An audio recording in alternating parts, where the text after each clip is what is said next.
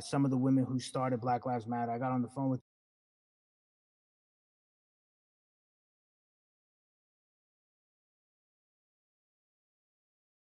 just about listening. That's Well, all. It's about listening. let's talk about that for a moment because the way I think of activism for me, it looks very differently. It's not necessarily just protesting on the front lines. I think that's great. But what about being an activist in the way in which you have decided to be one? What inspired you? What did it look like? You said you raised money for Black Lives Matter.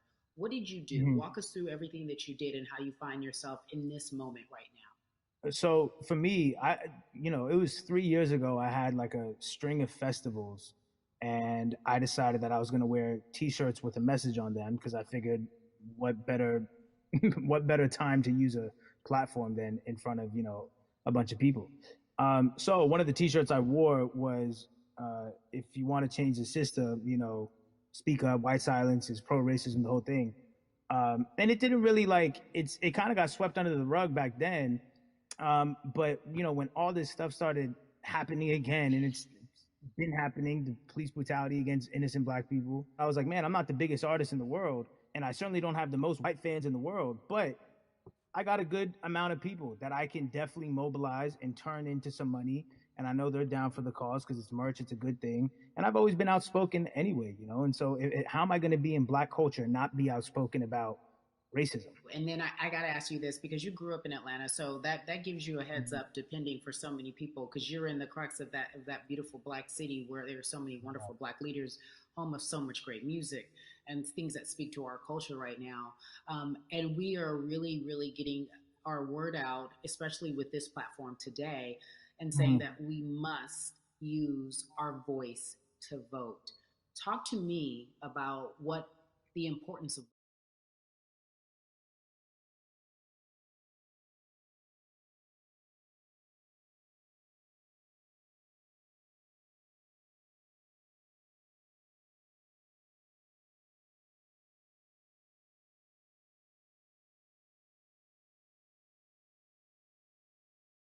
To now this is a bit of a privilege to say it's got to a breaking point for me, because obviously it's been past the breaking point for black people, but I think that as a whole, the young people need to get out and vote, because we're the ones that never show up. You know what I mean? We never show up to vote, but we're the future. So it's like, look, we got to go out there and vote, and then whatever happens happens, but at least we did our part. You got to do you your know, part. you're very candid in saying that you just decided to vote. And I think there's a beautiful irony in the fact that you have your fans saying, because of you, I'm voting. Right. And there's something beautiful about that. But I want to know why now for you? Why in this moment is it important for you to vote? And what hit your spirit to say, yes, this is the time to do it? Honestly, because the I think that George Floyd really uh, woke up a lot of people who, including myself, who I was vocal and outspoken about racism. I put it in my lyrics. I put it on T-shirts. I would talk about it in interviews. I was vocal about it. But that video in that moment, I think me along with a lot of other people just kind of was like, all right, like words are simply not enough anymore. We gotta do something, whether it's raising money, whether it's voting, or all the above. Like, it's we got to do something, and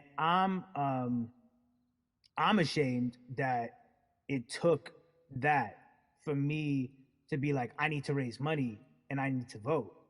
It's a shame, and I don't know. I guess it snapped a bunch of people out of it. And even if you were vocal and whatnot, it's time to actually put your money where your mouth is. It's time to go vote. It's time to just stop talking about it and be about it. And it's been time for that, but like I said, I'm ashamed that it took me this long to actually really, really be about it. But I'm here now.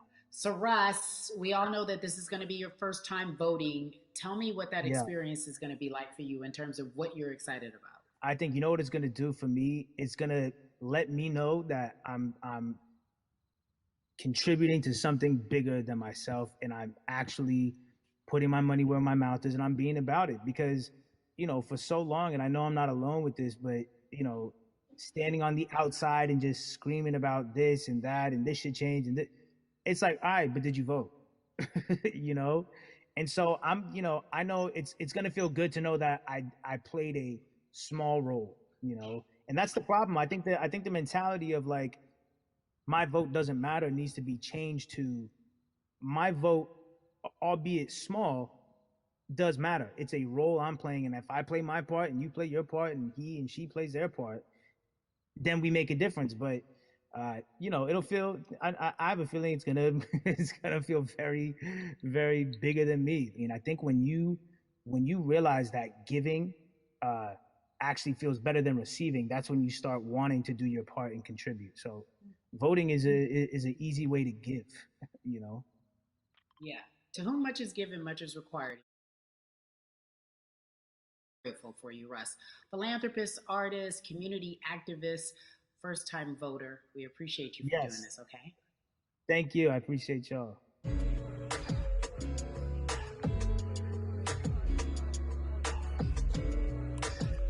Yeah, la la.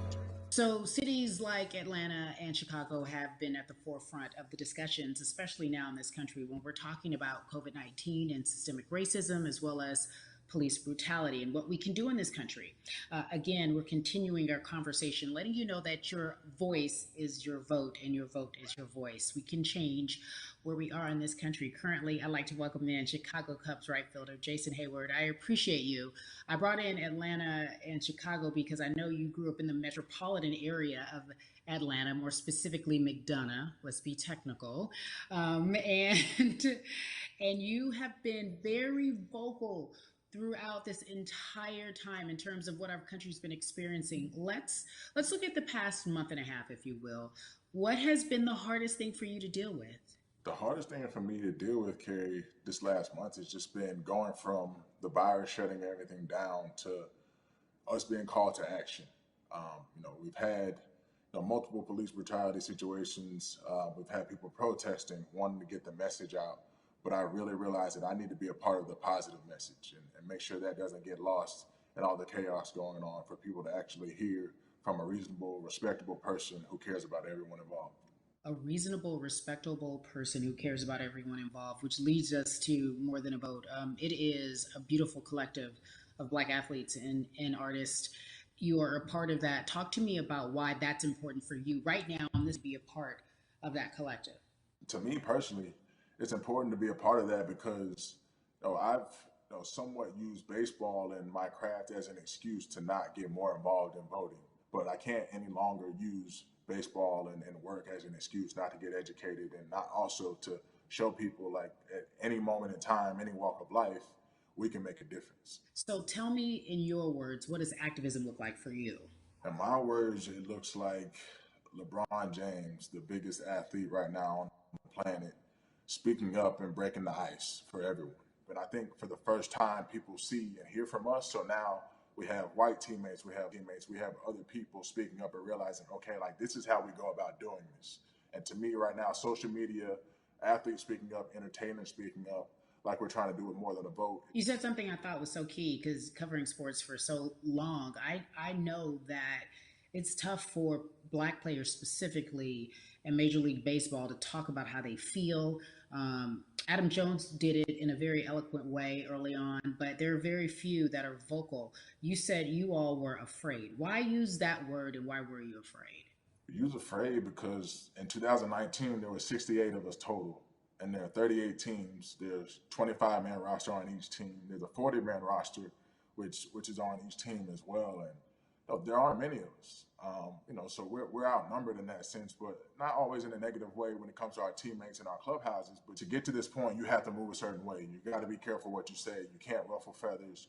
You can't come off in any way. Much like other Black entertainers, much like yourself, probably having to live through life every day. But to get to the highest level, you got to button up. You got to be seen and not heard. So baseball is, like I said, it was time for us to try and speak up and make a difference and show it's okay to do so because we can't be quiet any longer.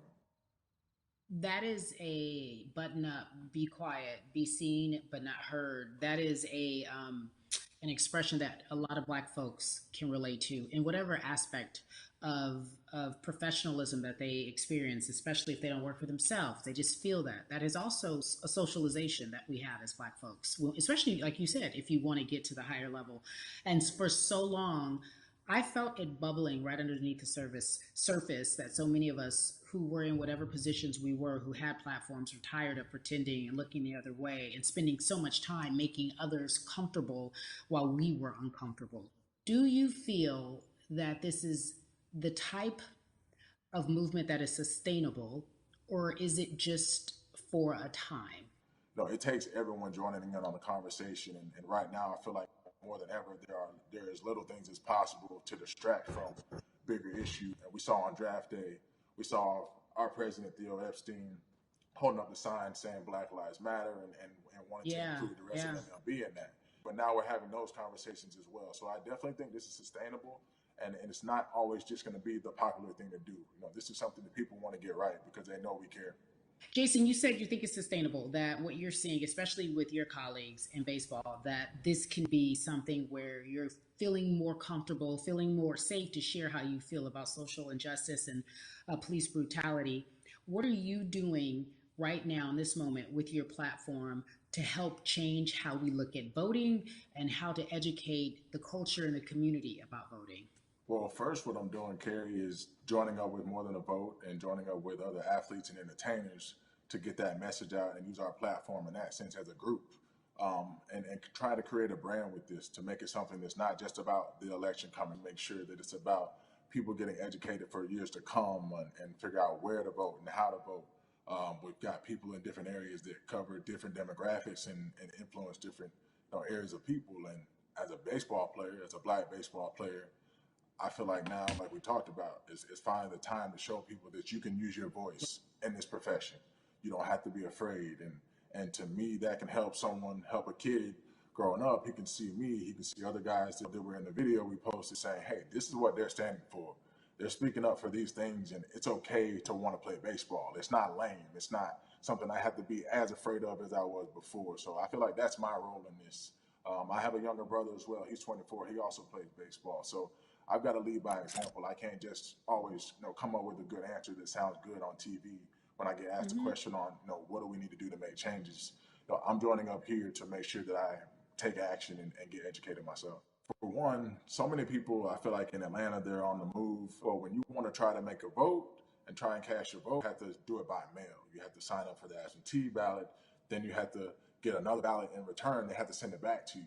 Well, for me personally, they didn't send that back until it was too late, right? We didn't get it in the mail to the address that's an Atlanta address at my parents' house. We didn't get that in the mail until it was too late. And then from other friends and family that are still in Georgia right now, I just hear about them being held in lines too long and trying to get off work. And we know how it is for any family, but let alone a Black family in the inner city or in the suburbs trying to take care of their family and trying to provide for them. You try to get off work, and then you're like, wait a minute, you start looking at the clock. It's like, oh, this is not going to happen today, right? And so I saw, Mayor Keisha Bottoms, reach out via social media to people and say, hey, I'm going to address these issues right now. I need y'all to stay in line to cast your votes. Keep hanging in there. So to me in Georgia, that's what that looks like. Well, it's interesting that you even bring that up because there have been all these images specifically from Georgia, because that's such a battleground, where you see people, especially when it came to the primaries, doing whatever it takes. And this is real life voter suppression that you're talking about. It's been happening for decades. It's not fake. What you're saying, these examples of sending you your ballot too late after the fact or shutting down the polls at 6 o'clock while people still are in line, that's a real life issue. There needs to be some type of change. And I think that what we're doing right now is fair, but the idea of voter suppression, do you think that is well known, especially with folks, within the generation, your generation? I think it's known in our communities, right? I don't think it's spoke on enough. I don't think there's been enough light drawn to it. Bring it to light. Let people hear about it. Let people learn about what that looks like. And get more people to say, okay, look, like this is going to happen. We have to expect this, and we can no longer make the excuse. We can't say they didn't warn us. Jason, everybody knows, or it feels as if everyone knows, that the time is now. America's paying attention to us. We have their eyes. We have their ears. If you look toward the future, What are you most excited about in terms of seeing a change? I'm excited about how fast the word is traveling. The word is being spread right now. The biggest app.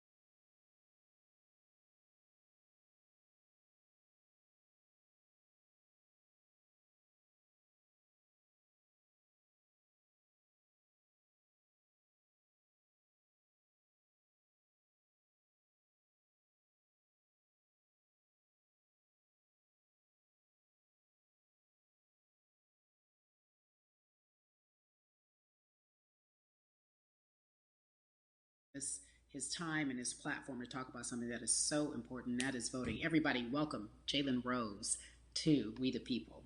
Talk to me about how important it is for the people who know you and love you and look up to you. Why is it so important that you use your platform to talk about voting? Initially, we have to get past the stigma of the mental systemic racism that comes with the presidential race, governors, mayors, senators, judges. We've been conditioned to believe that our vote does not matter. So usually when we looked up at all of those races and people that were running, not only did they not look like us, we didn't believe they were there to represent our best interests. So therefore, as a collective, we didn't mobilize until Barack Obama, and we felt a sense of hope that finally our country is going to do something that we felt would never happen in our lifetime. And I remember being at the inauguration in 2008. I made sure I was there. And we voted. In 2016, we didn't vote, Carrie. We didn't vote. And so many people try to make this political. This is not political. Me telling somebody to vote is like telling somebody to pay taxes. So that's one, getting over the stigma of nobody is going to represent our best interest. And then number two, the reality is that the person that gets the most votes doesn't necessarily win the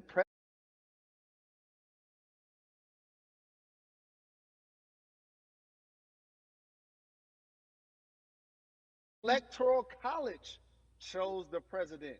And if you put all of their pictures up, I'm pretty sure they look a lot more like each other than they look like you and I. How about that? And then the third thing, especially in urban environments, oh man, they create barriers for us, Carrie. It's like you got to jump over the fence, you got to run past the dog, you got to jump on the hood of the car. The lines is 5 hours long. You get up to the pole and they don't work. Elderly people working in the city, while they got the young people who understand technology working in the suburbs. Like these are all systematic things that try to discourage us from voting. And then finally, we don't have a day off to vote. We need to work. So we don't get a day off. It's going to be a full day, and I got to work to pay my bills. So you know what I'm going to do? I'm going to mail in vote. And you know what you want people to realize, that that counts too. So your vote will be counted if you're able to mail it in. So those are a few things that I hope that we can do and mobilize. And shout to LeBron and his team. Shout to you and everybody involved. We will make a difference. Well, let's talk about more than a vote.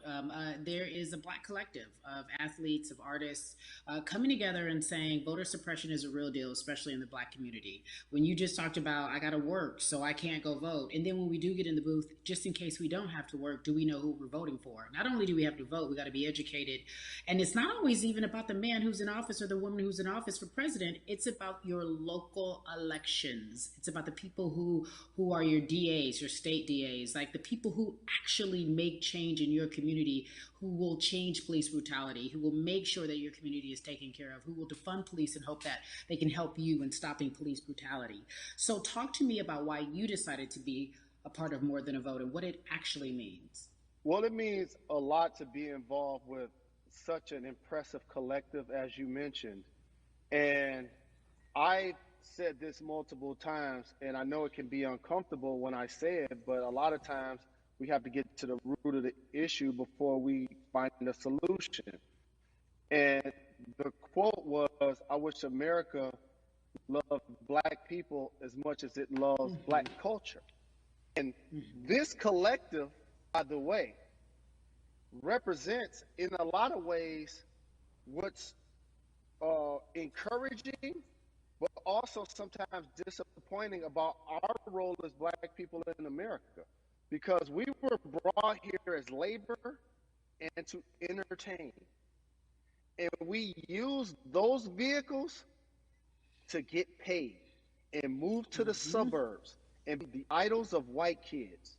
And so now that we have this collective, I would say sports and entertainment represent the most powerful group of Black men in the United States. I'm talking about money, power, celebrity, the ability to mobilize, community involvement, their leadership, their intellect. And so to have all of us pull it in the same direction at the same time for anything that we're passionate about is going to be a difference maker, but it's definitely going to be a difference maker in the 2020 vote, because we're going to make sure we inform everybody that they can let their voice be heard, and failure is not an option. Jalen, what does voter suppression look like to you? A perfect example took place recently, Carrie, in Kentucky. It was 6 p.m. at night, and so many people were standing in line enthusiastic to vote. And you know what they did? Locked the doors. And you know what the people did? They continued to bang on the doors, continued to bang on the windows. They continued to let it be known they were not going to leave the premises until they got a chance to vote. And you know what ended up happening? They opened those doors and allowed those people to vote. So do not be discouraged. These barriers show you that it matters, and we're here to help you break through them. The same thing with our platforms and voices, Carrie, because you know what's going to happen. At some point, Breonna Taylor is not going to be trending anymore. People are not going to be protesting anymore. But it's still up to us to keep making sure that our voices get heard, and this is one way to do so. Right, and that is a form of being activated, being an activist. It doesn't have to be protesting. It doesn't have to look like what you think traditionally activism looks like. It's voting. It's that simple. We now have to understand, like, this is a critical mass moment for this movement to continue to hold up as much steam for as long as possible. And that's what this collection is going to hopefully allow for that situation to happen. Jalen, in today's age of technology, it should be easier to vote. No doubt. It's like we call these devices smartphones, but yet I can't vote from it. All of the things that we do in our lives are in our phones. All of these barriers are things that people will need to overcome in order to create a level of enthusiasm to vote. And again, this is not political. It's your right to do so. And there's so many times where you feel like somebody may have gotten done unjustly in your community. Pay attention to who the judges are, who's running for Senate, mayor, governor. Pay attention who's running for president. And let's make sure in 2020 we make a difference. Why is More Than a Vote so important and invaluable in our community right now? Well, because right now, I think we have an opportunity to let our voices be heard louder than ever. Anytime you see the mobilization of white kids holding Black Lives Matter signs, that means there's a breakthrough. Now, what happens with that breakthrough is the next step. You're going to look down in your email, Carrie. You're going to see all of these companies telling you how they're going to work on their diversity, how they're looking themselves in the mirror.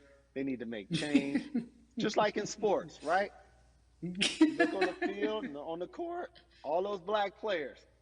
The further you get up, it's like altitude or a ladder. It gets thinner and thinner. And so a lot of people talk about the system being broken. I hate to remind people that it's not broken. It was built this way. And one of our ways to help change the system is to vote. So that's why more than a vote is so very important, so we can make sure everybody participates and gives themselves an opportunity to let their voice be heard. I think it's interesting because you talked about black men being very powerful in the U.S. if they're athletes and entertainers, because for so long those have been the only avenues traditionally to create wealth. The NBA season comes back. What are your feelings on the season coming back in the midst of everything that is happening? I think you'll see players challenging the establishment more. You're going to see them saying, okay, if you have all of these marketing and promotional deals, how many of them are with minorities? How many people are you employing in NBA? What about certain teams? Who do you have as a minority owner? Or what about the candidates that you have for positions of power? NBA players have proven as blacks that they are now movers and shakers in the game. They're now the dog, not the tail. So if they decide not to play, some of the biggest social changes and conversations have taken place in sports that weren't during the game. Colin Kaepernick was before the game. The Ali Summit was a press conference. So they could mobilize if they chose to. But when and if you do play, challenge the league. Black Lives Matter on the jerseys. Continue to make sure that every time people are watching the game, they're also seeing the movement happen. Jalen, I appreciate you because you are always entertaining and informative at once. I really, truly am looking forward to the NBA season. Thank you for working with More Than a Vote because your voice, your platform, all of it is needed, my friend. Be safe, okay? Yes, ma'am. I love and appreciate you. One call away always. Thank you. Love you, brother. Love you too. Every conversation that we had today, I hope was helpful for you. I am so grateful to everyone who came on with me to talk about what's going on in our culture and how we need to change. Huge shout out to Jalen Rose, Bun B, Jason Hayward, Yvonne Orji, and Russ. Their words were inspiring, but also important and invaluable. I hope your phone is full with all the information that we've been able to place in front of you. Again, you need to check out these resources because they are so important because we want you to vote. That is your voice. It is important. We, the people, want you to vote. So go to morethanavote.org, fairfight.com, and whenweallvote.org. Again, thank you so much for joining us and paying attention because this message, again, is invaluable. I'm Carrie Champion for We the People.